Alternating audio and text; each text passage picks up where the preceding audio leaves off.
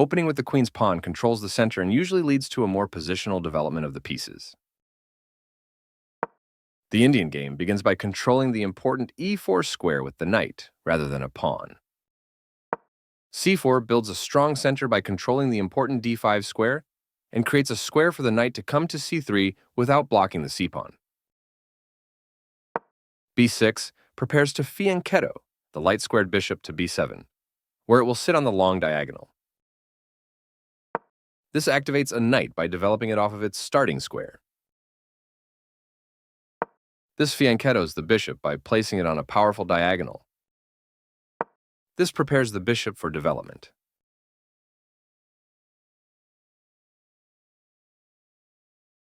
This prepares the bishop for development. This develops the bishop and gives it scope on the long diagonal. This fianchettos the bishop by placing it on a powerful diagonal.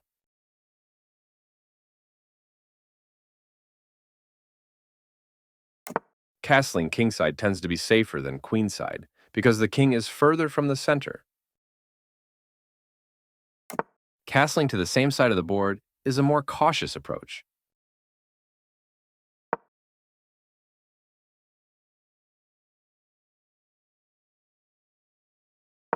The knight develops or moves for the first time.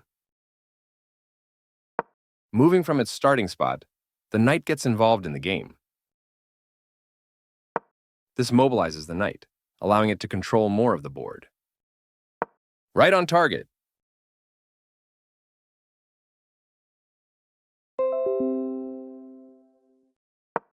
This is a fair move. In the opening, it is better to develop a new piece. This prevents the opponent from being able to kick a knight. Advancing the pawns in front of the king can compromise the king's safety. A very strong play.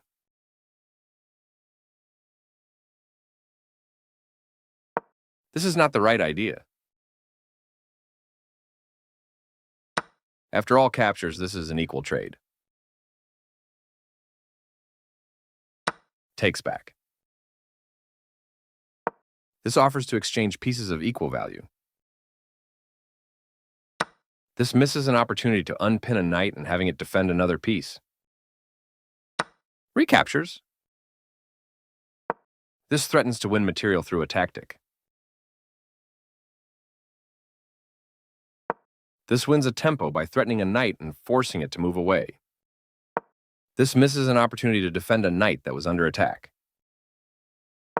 This develops a piece while also winning a tempo on a knight.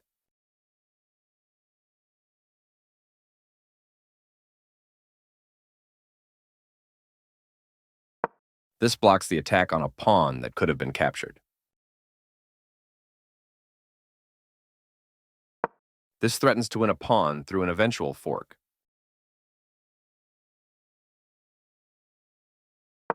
This overlooks an opportunity to develop a queen off its starting square.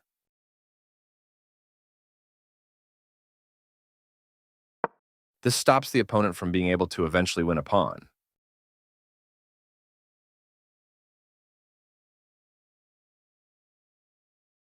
The bishop develops or moves for the first time. Black still has an advantage, but they no longer have a winning position.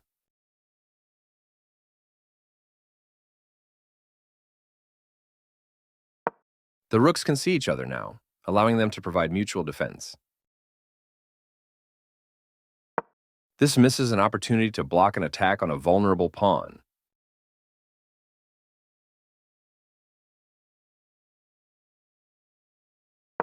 This misses an opportunity to offer an equal trade of pieces.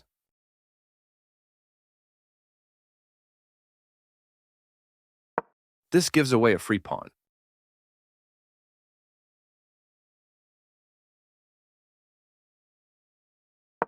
This misses an opportunity to capture a free pawn.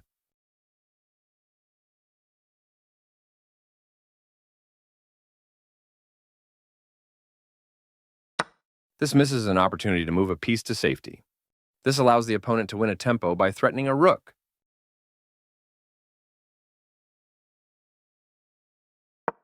This allows the opponent to eventually win a pawn.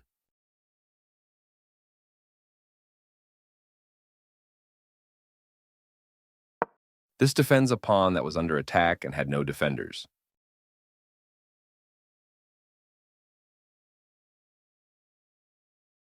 A solid choice. This is the way to win a pawn. This protects the attacked pawn. That pawn was free for the taking. This moves the rook to safety.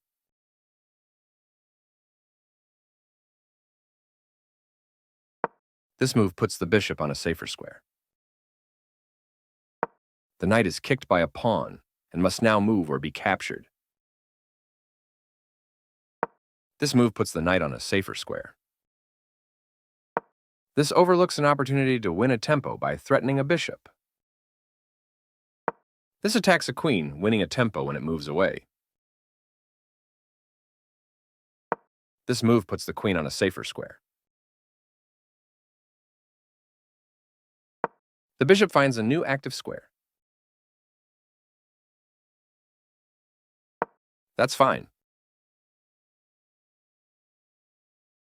The knight now occupies a secure outpost. This moves the queen to safety. This wins a tempo by threatening a queen and forcing it to move away. This moves the queen to safety. The pawn is now passed because it can no longer be challenged by pawns as it tries to promote.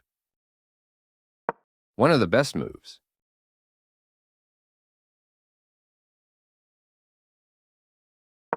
That's not a mistake, but it's not the best move either.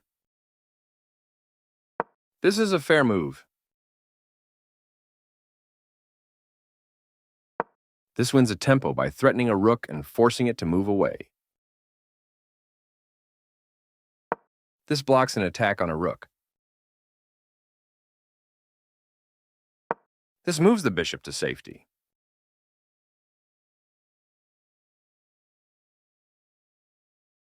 The bishop is kicked by a pawn and must now move or be captured.